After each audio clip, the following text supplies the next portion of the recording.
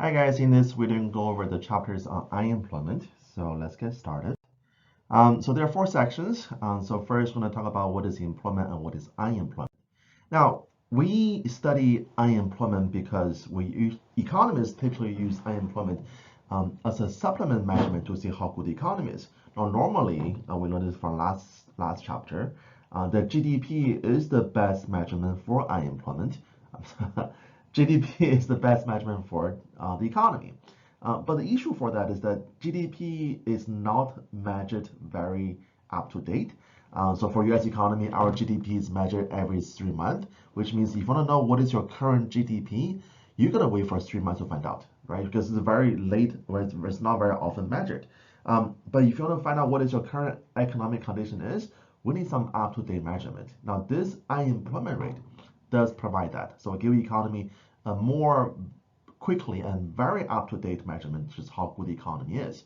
So let's look at what this unemployment rate is. So first, we need to know what is called a working age population. So when we study this unemployment rate, we want to see what percentage of your population that's currently unemployed. But there are some section of the population we don't really care about. Well, let me rephrase it. We care about them, but it's not very relevant to see how good the economy is. And for example, we want to see people who are able to work, but is not working yet.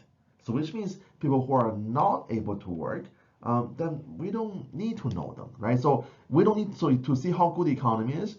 We don't need to know how many kids are currently in the economy, currently in the country, right? So imagine, let's say your nephew, who is only 1 year old. We don't care about whether or not he has a job, right? He wouldn't have a job anyway, right? So the first thing we're looking at is that what is the working age population? So from this group, we're going to see how good the economy is, okay? So working age population is anybody who is over age 16 and who are not in the military and who are not what is called institutionalized. That means you are not in jail or not in the, let's say, full-time student, okay? Second, employed. So what is employed? So employed, they're anybody who is currently working, they're employed. And also, this employed actually has a very, very general definition. To be called employed, you can be either full-time or part-time. So it doesn't matter what how many hours you work. So if you're working like 3 hours a week, you are still employed. And also, it doesn't matter how much you're getting paid, right? So which means that if let's say you're getting paid,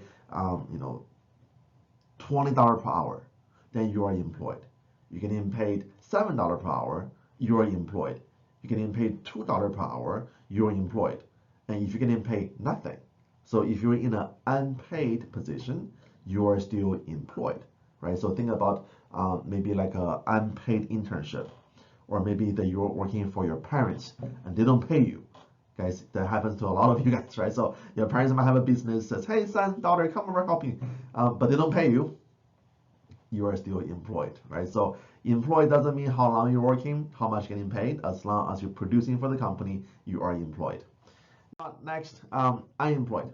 Now, normally we're thinking unemployed means that you are not working. But there are very, very strict definition on what is unemployed. So to be called unemployed, first you must be part of our working age population. So you must be over age 16 for us to even care about you, right? Second, you are not working. I mean, duh, right? That's why it's called unemployed, right? So that second one really makes sense, right? So you are not working, therefore you're unemployed. But really to make you are unemployed, there are two more conditions. So third says, and that's very important, to be called unemployed, you must be actively looking for work. So you're not working and you're looking for work. Now, the moment you stop looking for work, you are no longer unemployed. Now, I think that's mentioned in your textbook. There's a term called discouraged worker. So discouraged worker, they are not unemployed anymore, because to be called discouraged worker, they're anybody who is not working and they give up looking for work. So the moment you stop looking for work, you are not unemployed anymore, right? So those discouraged worker, they are not unemployed. Now they might be willing to come back to look for a job, but at least for now, they are not looking for a job, so they are not unemployed. And lastly, that you must be willing to accept a job when it's offered to you, right? So those 4 conditions will determine if somebody who is officially described as unemployed. Now, next, know what's the labor force. So labor force is everybody in this group, so both employed and both who are unemployed. So this labor force, they're the people who are ready to work in the economy, right? So this is the number we really care about. So for these people who are ready to work, this is called the labor force. Everybody who's employed plus everybody who's not employed or unemployed. And then for anybody who's not in that group, we just simply call them not in the labor force, right? So think about people who are retired, they are not in labor force. If you're a full-time student, you are not in the labor force. If you're a stay-home mom or dad, you are not in the labor force because you are not working and you are not actively looking for work, right? So you gotta be either one of those, right? Either of them, neither of them, right? So labor force is employed plus unemployed, and then not in the labor force, they're anybody who is not working and also not looking for work. Okay. All right, so for U.S. population, so we roughly have about 156 million people who are employed. We have another 6 million people who are currently unemployed. So labor force equal to employed plus unemployed, and then everybody who is not in there will be total to about 96 million people. Now, this number was accurate as of 2020. So if you look at the new numbers, if you guys go to a website called BLS.gov, Bureau of Labor Statistics, you're gonna see the number of people who are employed, number who are unemployed, and then you can subtract that from our overall population to see what is our people that's not in the labor force. Okay, so again, labor force equal to employed plus unemployed. All right, so we're going to have two very important formula for this chapter. The first one is our labor force participation rate. So labor force participation rate, that's going to be your labor force. So that's your top of the denominator here. So labor force is your employed plus unemployed divided by, now that's not a minus sign. That just means, so this, it just says working age. So it's not working minus age, it's just working age, right? So labor force divided by your working age population, so your adult population, and times, the reason why they do times 100, it really just means times 100%, right? So we're turning the number, the decimal, into a percentage because this is a rate, so this is a percentage, right? So it's not a decimal. So once you finish your labor force participation rate, it's going to be a percentage, right? So labor force divided by our adult population times 100%, that is our labor force participation rate. So that will show you what percentage of the population that's currently in the labor force, either working or actively looking for work. And if you look at our labor force participation rate, so this is a number we have so since 1950s. If you see the numbers in 1950s were pretty low, so about little under 60%. But as time goes, our labor force participation rate really increased a lot. So it peaked by about year 2000, and then after 2000, it slowly come back down, and especially this is about 2010. So right about 2010, we saw this very dramatic decrease of our labor force participation rate. So a lot of people left labor force after 2010. Now you can investigate or study what are the reasons caused that.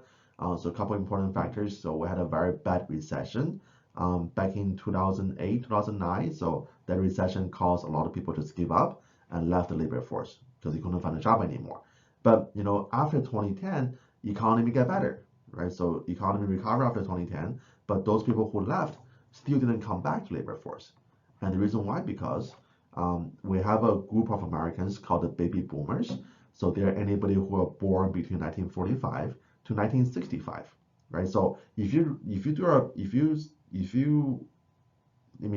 very simple calculation, the first wave of our baby boomers, so who are born in 1945, by 2010 they're aged at 65 years old. That means they're ready to retire. So the reason why we have this huge drop in our labor force participation rate, the biggest factor for it is because the baby boomer generations, they are now going into retirement, so they are no longer looking for a job anymore. So that will drag down our labor force participation rate. Okay, and also you can compare the labor force participation rate between men and women.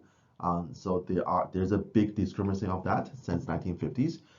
So in the 1950s, the female participation rate was very low, about 35%, but the male participation was over 86%. So huge difference over here. That's really because of social difference, social change.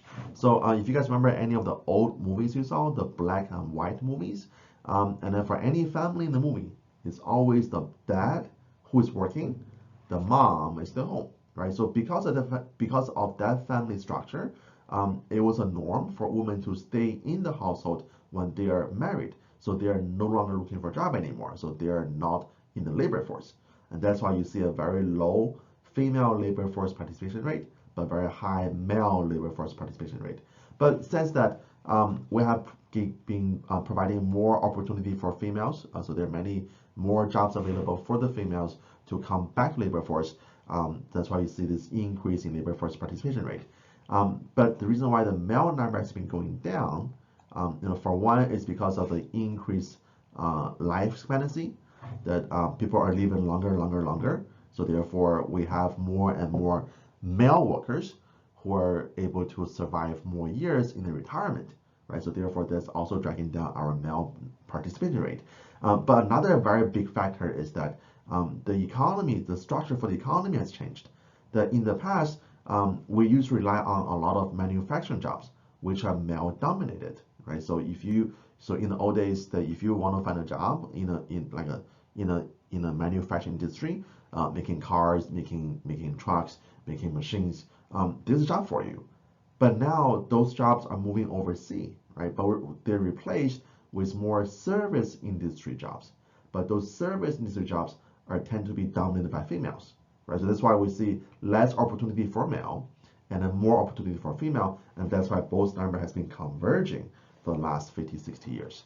And then again, they're getting really close by the year 2010, and after 2010, we saw both numbers going down, and that's because of this baby boomers going into retirement.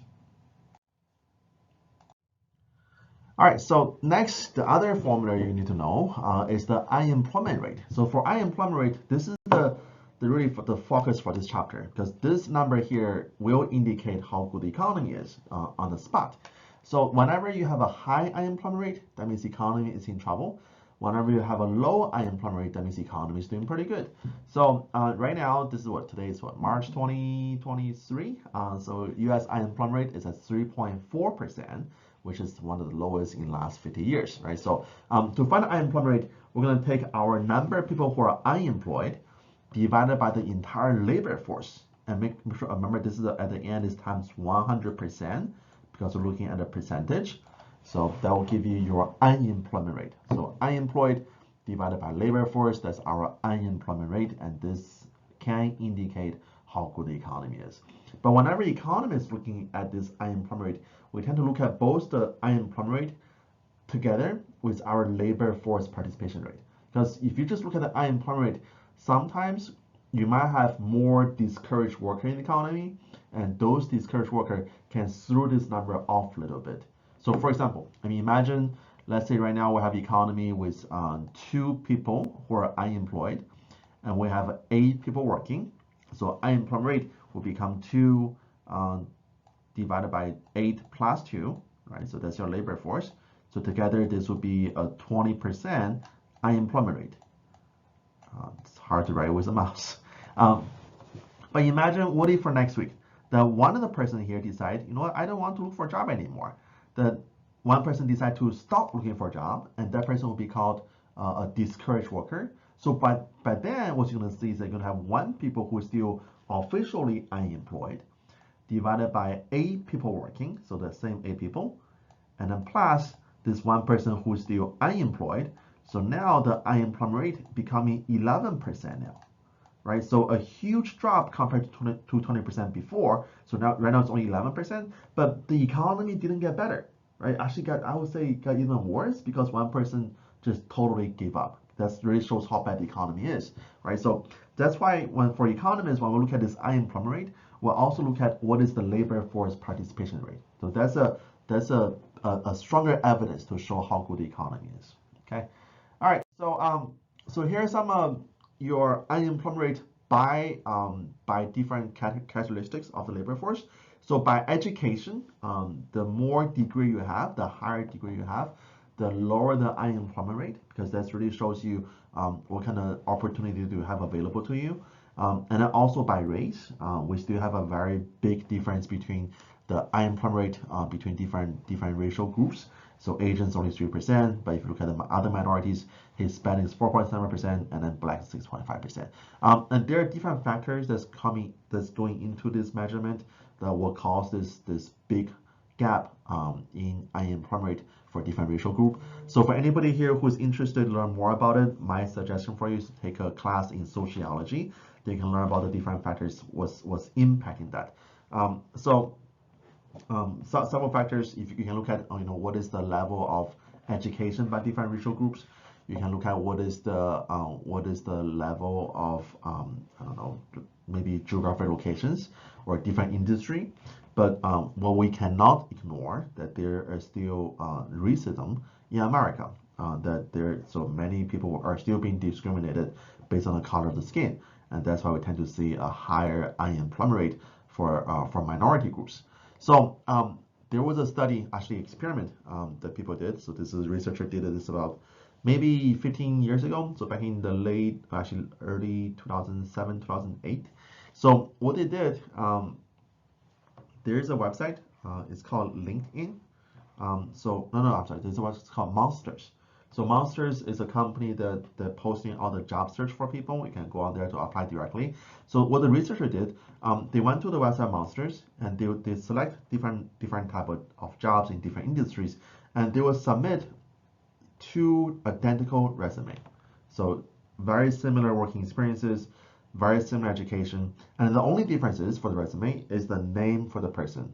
So one person has a very Anglo name, like a I don't know, Mary Ann, but the other person has a very minority name, so like Shantae, and then they will submit both resume to the jobs to see who get more callback.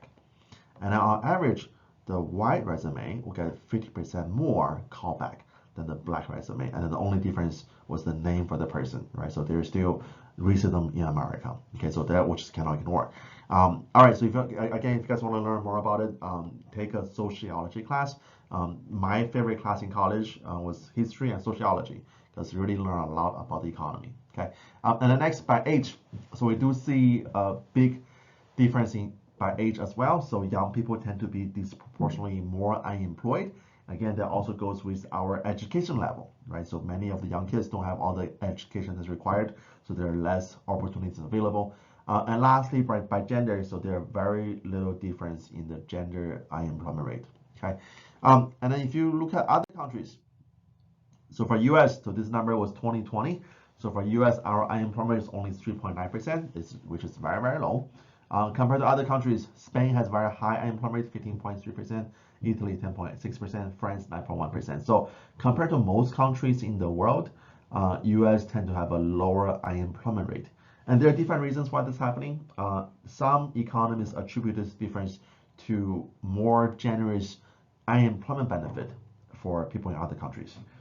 That you actually get a longer unemployment benefit plus a bigger check from other economy than you do at the US economy, right? Because for most people who are unemployed in America, the benefit only lasts for 6 months. So after 6 months, you don't have benefit anymore.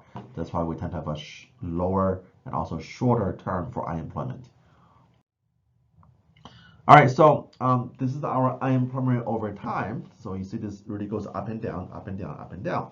And then anytime it goes up, they're indicating a recession in the economy. So right here, that's your 2000 recession, the dot-com bubble. Over here, that's our 07, 08 recession. So the great recession. So every time it goes up, indicating the economy is in a recession. Okay, so they really go hand in hand. All right, so next let's look at the labor market. So in America, we have a very big labor market. So every month, there are a lot of people who are getting laid off. There are also a lot of people who are getting hired. So on average, about 5 million people will change jobs in America any given time or any given month. And then the thing is also with the US labor market, it's very dynamic because there are many factors involved. And also, it's not always very the same. That there are always new jobs that's created in the economy that was never there before. So think about, let's say, a computer programmer, right? This job wasn't available 20 years ago, but now we have it, right? So there are more and more opportunities in the economy to replace the other opportunities that's lost, either due to progression of the economy or just simply due to losses from trade. Okay, so the labor market is always changing, which means our laborers, our employees, we cannot stay the same forever. That we have to adapt as well. So it's always a good idea for people to learn new skill because your current skill is only good for now. Who knows what will happen for tomorrow, right? So always be open to learning new skills. All right, so a couple more definitions. So know people who are marginally attached.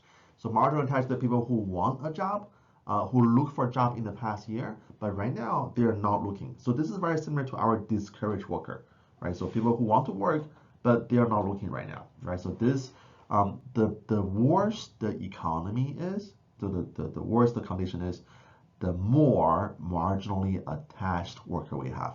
Because imagine if you're looking for a job, let's say for the last year, for the last 12 months, you've been looking for a job, and you couldn't find anything, right? You might just thinking, hey, you know what? Why even try? Because I tried for last year, nothing happens. I'm better off just do something else, right? But am I still open to a new job? But at least just for now, I'm not looking right now, right? So that's called marginally attached. So if the economy is very, very bad, you're gonna see a lot of marginally attached people. And next is anybody who is underemployed. So underemployed is anybody who are employed, but the position, the requirement for the position is actually below the person's qualification. So imagine that right now, we might have somebody, let's say, I don't know, somebody who has a PhD in physics, but this person was hired at McDonald's, right? That will be called an underemployed, right? So that person is not using his entire job skill. And next is anybody who are involuntarily part-time. So I'm sorry, this is cut off. So this one says who is working part-time but want a full-time job, right? So those are involuntarily part-time. So this happens to a lot of people whenever economy is bad. So in a very bad economy, then company tend to keep more part-time workers, but those workers might want full-time, but they only have part-time right now. Okay, that's called an involuntary part-time. All right, we're gonna skip this section. So this just shows you how many percentage of people in the economy who are marginally attached, involuntarily part-time. And then there are, I don't want to mention this. So this shows you how the number changes. Again, depends on how good or how bad the economy is. Notice that in 2008, 2009, all three numbers went up at the same time. That was our 2008 recession, the Great Recession. So when the economy is bad, all three numbers will go up together. Okay. All right, so let's understand the cause of this unemployment. So what caused that?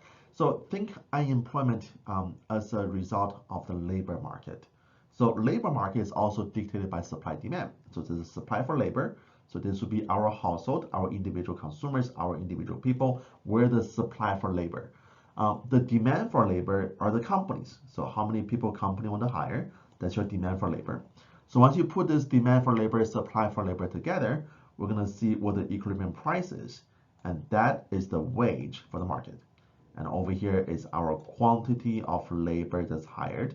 I'll call this one QL. So quantity of labor.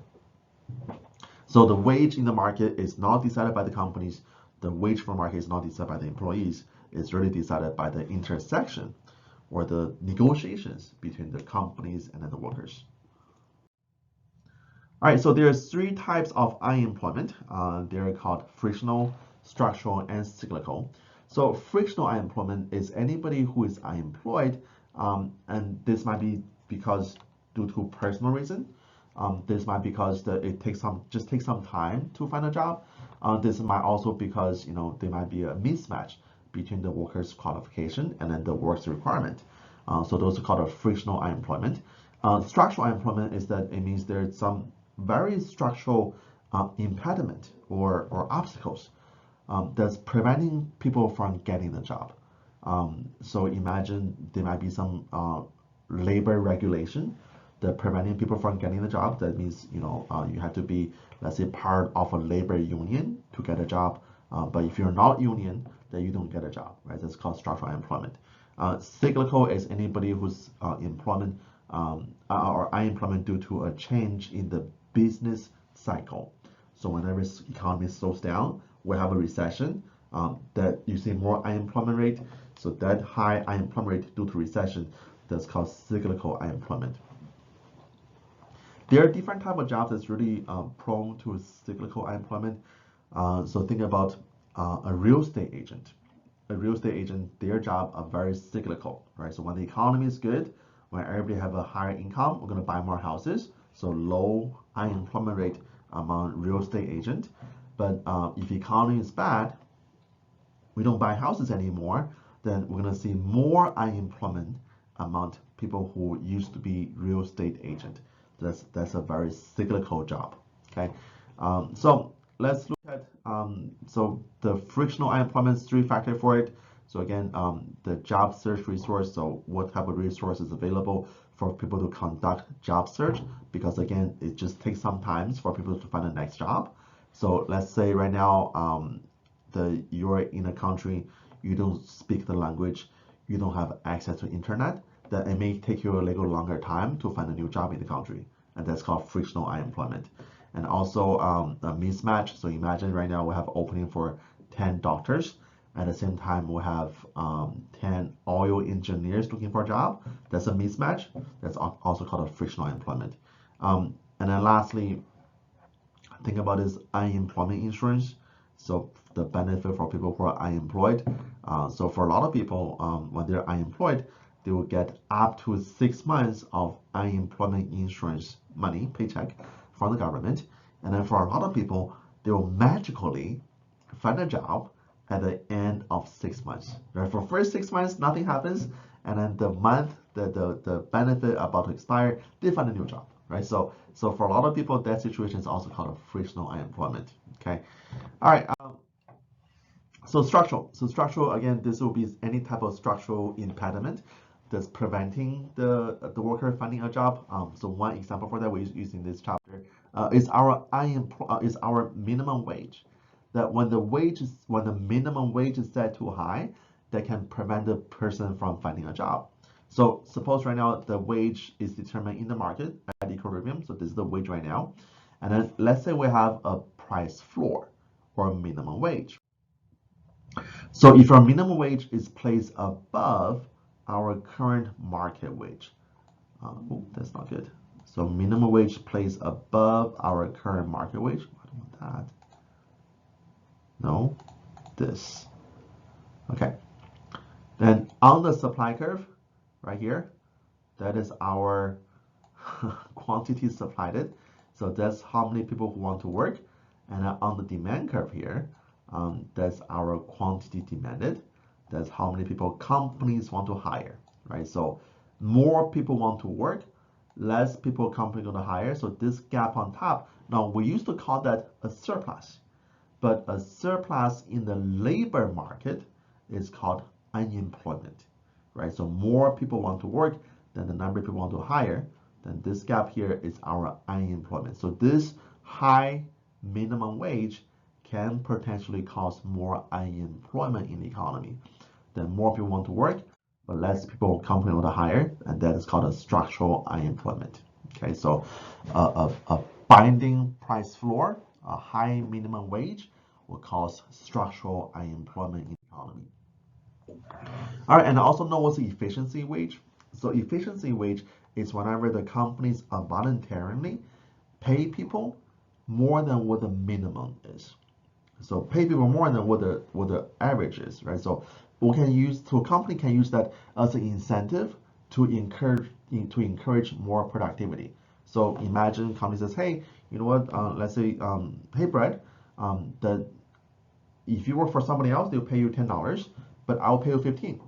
Well, that means Brad will be more than likely to show up to work on time every single day, and also more willing to put in overtime, right? So that would definitely is a sign to increase productivity. So sometimes it's actually in companies' best interest to pay them an efficiency wage. because you can keep the best workers and also maintain very high productivity. Okay, so a perfect example would be Walmart. So for a long time, Walmart used to pay people the bare minimum, and then Walmart realized that in many smaller markets, Walmart was becoming a training facility for Target. That's because Target pays people a little more, like a couple dollars more. So for a lot of workers, what they would do, they will start with Walmart for maybe 4 months, 6 months, getting their experiences, getting the training, and when they're trained, they will apply to Target, and Target will pay them a couple dollars more, right? So really, Walmart was becoming a revolving door for all the people working at Target.